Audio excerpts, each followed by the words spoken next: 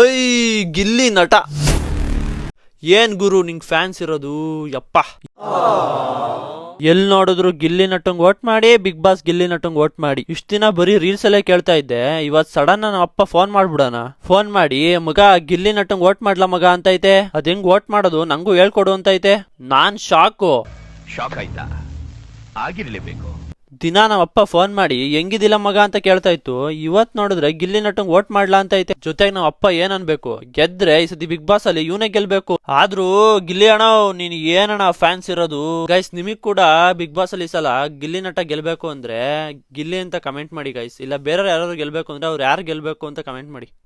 ಆಯ್ತು. ಆಮೇಲೆ ನಾನೇನ್ ಬಿಗ್ ಬಾಸ್ ನೋಡಲ್ಲ ಅಷ್ಟೊಂದು, ಬಟ್ ನಮ್ಮ ಅಪ್ಪ ಫೋನ್ ಮಾಡಿ ಹೇಳಿರೋದಕ್ಕೆ ನಾನ್ ಕೂಡ ಓಟ್ ಹಾಕ್ತಾ ಇದೀನಿ. ನೀವು ಓಟ್ ಹಾಕ್ರಿ ನೋಡೋಣ. ಯಾಕಂದ್ರೆ ನಮ್ಮ ಅಪ್ಪ ಹೇಳಿದ್ ಒಂದೇ ಮಾತಿಗೆ ಫಿದಾ ಆಗಿದ್ದೀನಿ.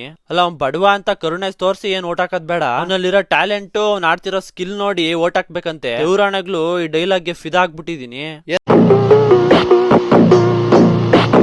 ಏನಂತೀರ ಗಾಯ್ಸ್, ಗಿಲ್ಲಿ ನಟ ನಿಜವಾಗ್ಲೂ ವರ್ತಿದೆ ಅಂತಾನೆ ಓಟ್ ಮಾಡಕ್ಕೆ. ಸಿಗೋಣ ಗಾಯ್ಸ್ ಮುಂದಿನ ವಿಡಿಯೋದಲ್ಲಿ. ಹೊಸಬ್ರು ಯಾರಾದ್ರೂ ನೋಡ್ತಿದ್ರೆ ಲೈಕ್ ಮಾಡಿ, ಫಾಲೋ ಮಾಡಿ ಫ್ರೆಂಡ್ಸ್.